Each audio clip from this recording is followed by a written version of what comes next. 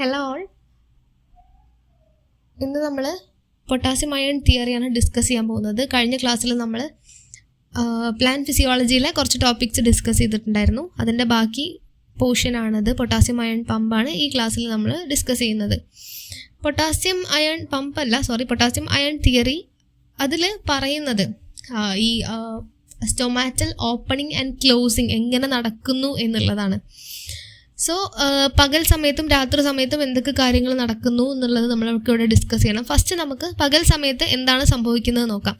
അതായത് നമുക്കറിയാം നമ്മുടെ ഗ്വാഡ് സെൽസ് അല്ലെങ്കിൽ ഈ സ്റ്റൊമാറ്റൊക്കെ എവിടെയാണ് ലൊക്കേറ്റ് ചെയ്തിരിക്കുന്നത്? നമ്മുടെ എപ്പിഡെർമിസിലാണല്ലേ. അപ്പം നമ്മുടെ എപ്പിഡെർമിസ് എടുത്ത് നോക്കിക്കഴിഞ്ഞാൽ എപ്പിഡെർമിസിൽ ക്ലോറോപ്ലാസ്റ്റ് ഉള്ള ഒരേ ഒരു സ്ട്രക്ചറാണ് ഈ ഗ്വാഡ് സെൽസ് എന്നുള്ളത്. ഓക്കെ, സോ നമ്മുടെ ഗ്വാഡ് സെൽസിൽ ഫോട്ടോസിന്തസിസ് ഒക്കെ കഴിഞ്ഞ് ഫോം ചെയ്ത സ്റ്റാർച്ച് ഇരിക്കുന്നുണ്ട്. ഓക്കെ, സോ ഇപ്പം എന്തുണ്ട്? പകൽ സമയമാണ്, അവിടെ ഗ്വാഡ് സെൽസിൽ സ്റ്റാർച്ച് ഇരിക്കുന്നുണ്ട്. നമ്മുടെ ആവശ്യം എന്താണ്? ഈ സ്റ്റൊമാറ്റ ഓപ്പൺ ആവണം എന്നുള്ളതാണ്. സോ ഗ്വാഡ് സെൽസ് ഉണ്ട്, ഗ്വാഡ് സെൽസിൻ്റെ ഉള്ളിൽ എന്തുണ്ട്? സ്റ്റാർച്ച് ഉണ്ട്. ആൻഡ് ഈ സ്റ്റാർച്ച് എന്ത് ചെയ്യും? ഈ സ്റ്റാർച്ച് ബ്രേക്ക് ഡൗൺ ചെയ്തിട്ട് PEP ആയിട്ട് മാറും, അല്ലെങ്കിൽ ഫോസ്ഫോഇനോൾ പൈറുവേറ്റ് എന്ന് പറയുന്ന ഒരു 3 കാർബൺ കോമ്പൗണ്ട് ആയിട്ട് മാറുന്നു. ഓക്കെ, സ്റ്റാർച്ച് ഫോസ്ഫോഇനോൾ പൈറുവേറ്റ് എന്ന ഒരു 3 കാർബൺ കോമ്പൗണ്ട് ആയിട്ട് മാറുന്നു. ആൻഡ് ഈ ഒരു ഫോസ്ഫോഇനോൾ പൈറുവേറ്റ് കാർബൺ ഡൈ ഓക്സൈഡുമായി കൂടിച്ചേർന്നിട്ട് ഓക്സാലോ അസെറ്റിക് ആസിഡ് എന്ന 4 കാർബൺ കോമ്പൗണ്ട് ആയിട്ട് മാറുന്നു. ഓക്കെ, അപ്പോൾ സ്റ്റാർച്ച് PEP ആയിട്ട് മാറി, ഫോസ്ഫോഇനോൾ പൈറുവിക് ആസിഡ് ആയിട്ട് മാറി. ആൻഡ് ഈ PEP കാർബൺ ഡൈ ഓക്സൈഡുമായിട്ട് ചേർന്ന് ഓക്സാലോ അസെറ്റിക് ആസിഡ് എന്ന 4 കാർബൺ കോമ്പൗണ്ട് ആയിട്ട് മാറി.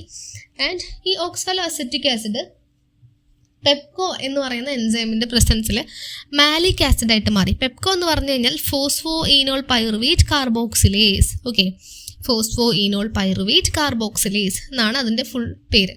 അപ്പോൾ ഈ ഓക്സാലോ അസെറ്റിക് ആസിഡ് പെപ്കോയുടെ പ്രസൻസിൽ മാലിക് ആസിഡ് ആയിട്ട് മാറി. ഈ പെപ്കോൻ്റെ ഒരു പ്രത്യേകത എന്താണെന്ന് വെച്ച് കഴിഞ്ഞാൽ അവർ ഹൈ pHൽ മാത്രമേ ആക്ടിവേറ്റഡ് ആവുള്ളൂ. ഓക്കെ, അതുകൂടി ഒന്ന് ഓർത്തിരിക്കുക. അപ്പോൾ oxalo acetic acid malic acid എന്ന് പറയുന്ന ഒരു 4 കാർബൺ കോമ്പൗണ്ട് ആയിട്ട് മാറി. ആൻഡ് ഈ മാലിക് ആസിഡ് H+ അയൺസും മാലൈറ്റുമായിട്ട് ഡിസോസിയേറ്റ് ചെയ്തു. ഓക്കെ, ഇപ്പം നമ്മുടെ ഗ്വാഡ് സെൽസിൽ H+ അയൺസും മാലൈറ്റുമാണ് ഉള്ളത്. അപ്പം ഇനി ബാക്കി എന്താണ് ഉള്ളത് നമുക്ക് നോക്കാം. സോ ഗ്വാഡ് സെൽസിൽ മാലൈറ്റ് അവിടെ നിൽക്കട്ടെ, ഗ്വാഡ് സെൽസിൽ ഇപ്പോൾ ഒരുപാട് H+ അയൺസ് ഉണ്ട്. ഇനി നമുക്ക് പുറത്ത് നോക്കിക്കഴിഞ്ഞാൽ ഗ്വാഡ് സെൽസിനോട് ചേർന്ന് എന്ത് കാണപ്പെടുന്നുണ്ട്? സബ്സിഡിയറി സെൽസ് കാണപ്പെടുന്നുണ്ട്. അപ്പോൾ ഈ സബ്സിഡിയറി സെൽസിലാണെങ്കിൽ ഒരുപാട് K+ അയൺസ് ഉണ്ട്. K+ അയൺസും ഉണ്ട്, അതുപോലെ തന്നെ Cl- അയൺസും ഉണ്ട് കേട്ടോ. അപ്പം ഒന്നുകൂടി ആലോചിക്കുക. ഇപ്പോൾ കറൻ്റ്ലി നമ്മുടെ ഗ്വാഡ് സെൽസിൻ്റെ ഉള്ളിൽ ഒരുപാട് H+ അയൺസ് ഉണ്ട്. ആൻഡ് ഗ്വാഡ് സെൽസിൻ്റെ പുറത്തുള്ള സബ്സിഡിയറി സെൽസിൽ ഒരുപാട് K+ അയൺസും അതുപോലെ തന്നെ Cl- അയൺസും ഉണ്ട്. ഓക്കെ, ക്ലിയർ ആയല്ലോ. അപ്പം ഈ ഒരു സാഹചര്യത്തിൽ എന്ത് സംഭവിക്കുന്നു വെച്ച് കഴിഞ്ഞാൽ ഗ്വാഡ് സെൽസിൻ്റെ ഉള്ളിലുള്ള H+ അയൺസ് സബ്സിഡിയറി സെല്ലിലേക്കും സബ്സിഡിയറി സെൽസിലുള്ള K+ അയൺസ് ഗ്വാഡ് സെൽസിലേക്കും പ്രവേശിക്കാൻ തുടങ്ങും. അപ്പം ഗ്വാഡ് സെൽസിലുള്ള H+ അയൺസ് സബ്സിഡിയറി സെല്ലിലോട്ടും സബ്സിഡിയറി സെൽസിലുള്ള K+ അയൺസ് ഗ്വാഡ് സെൽസിനുള്ളിലോട്ടും പോവും. ആൻഡ് ഈ സബ്സിഡിയറി സെൽസിൽ നമ്മൾ പറഞ്ഞു ക്ലോറിൻ അയൺസ് ഉണ്ടെന്ന് പറഞ്ഞു അല്ലേ. ഈ ക്ലോറിൻ അയൺസും കൂടെ ഗ്വാഡ് സെൽസിലേക്ക് പ്രവേശിക്കുന്നുണ്ടെന്ന് കൂടി ആലോചിക്കാം. ആൻഡ് ഈ ക്ലോറിൻ അയണിൻ്റെ ഫംഗ്ഷൻ എന്താണെന്ന് വെച്ച് കഴിഞ്ഞാൽ pH മെയിൻറ്റെയിൻ ചെയ്യുക എന്നുള്ളതാണ്. അതുകൂടി ഒന്ന് ഓർത്തിരിക്കണം. സോ ഇങ്ങനെ ഒരു മൂവ്മെൻറ്റ് നടക്കുന്ന സമയത്ത് അവിടെ ഒരു ഓസ്മോട്ടിക് പൊട്ടൻഷ്യലുള്ള ഡിഫറൻസ് വരികയും തൽഫലമായിട്ട് വാട്ടർ നമ്മുടെ ഗ്വാഡ് സെല്ലിലോട്ട് എൻ്റർ ചെയ്യുകയും ഗ്വാഡ് സെൽസ് വീർത്ത് വരികയും സ്റ്റൊമാറ്റ ഓപ്പൺ ആവുകയും ചെയ്യുന്നു. ഓക്കെ, അപ്പം ഇതാണ് പകൽ സമയത്ത് നടക്കുന്നത്. ക്ലിയർ ആയെന്ന് വിചാരിക്കുന്നു. നമ്മൾ ആദ്യം എവിടെ പറഞ്ഞത്? ഫസ്റ്റ് നമ്മുടെ ഗ്വാഡ് സെൽസിൽ സ്റ്റാർച്ച് ഉണ്ട്. സ്റ്റാർച്ച് പെപ്പായിട്ട് മാറി, ഓക്സാലോ അസെറ്റിക് ആസിഡായിട്ട് മാറി, മാലിക് ആസിഡായിട്ട് മാറി. മാലിക് ആസിഡ് ഡിസോസിയേറ്റ് ചെയ്തിട്ട് H+ അയൺസും മാലൈറ്റുമായിട്ട് മാറി.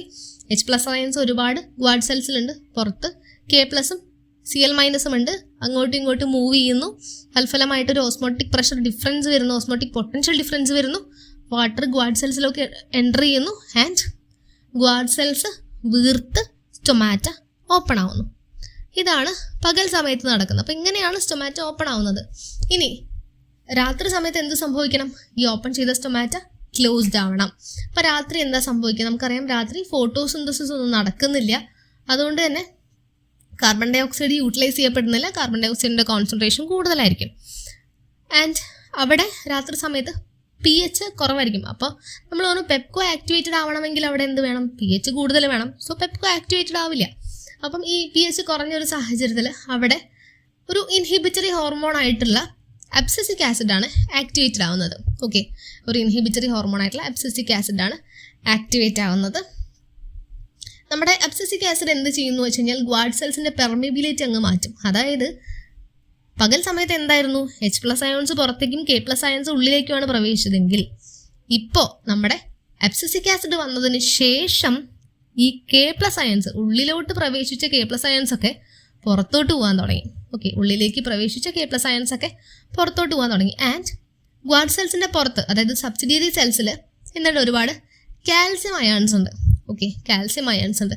സോ ഇപ്പോഴത്തെ കറണ്ട് കണ്ടീഷൻ എന്ന് പറഞ്ഞു കഴിഞ്ഞാൽ നമ്മുടെ ഗ്വാഡ് സെൽസിനുള്ളിൽ ഒരുപാട് K+ അയോൺസും പുറത്ത് കാൽസ്യം അയോൺസും ആണ് ഉള്ളത്. സോ ഈ അകത്തുള്ള ഗ്വാഡ് സെൽസിനകത്തുള്ള K+ അയോൺസ് പുറത്തേക്ക് പോവുകയും സബ്സിഡിയറി സെൽസിലുള്ള കാൽസ്യം അയോൺസ് ഉള്ളിലേക്ക് പ്രവേശിക്കുകയാണ് ചെയ്യുന്നത്. ക്ലിയർ ആയല്ലോ? അപ്പോൾ ഈ ഒരു മാറ്റം വഴി നമ്മുടെ സ്റ്റൊമാറ്റ എന്ത് ചെയ്യും? സ്റ്റൊമാറ്റ ക്ലോസ്ഡ് ആവും. ഓക്കെ, അപ്പോൾ ഇതാണ് രാത്രി സമയത്ത് നടക്കുന്നത്. ക്ലിയർ ആയെന്ന് വിചാരിക്കുന്നു. ഇനി എന്തെങ്കിലും ഡൗട്ടുകൾ ഉണ്ടെങ്കിൽ താഴത്ത് കമൻറ്റ്. ഇതാണ് അയൺ പൊട്ടാസ്യം അയൺ തിയറിയിൽ ഡിസ്കസ് ചെയ്യുന്നത്. Okay, thank you.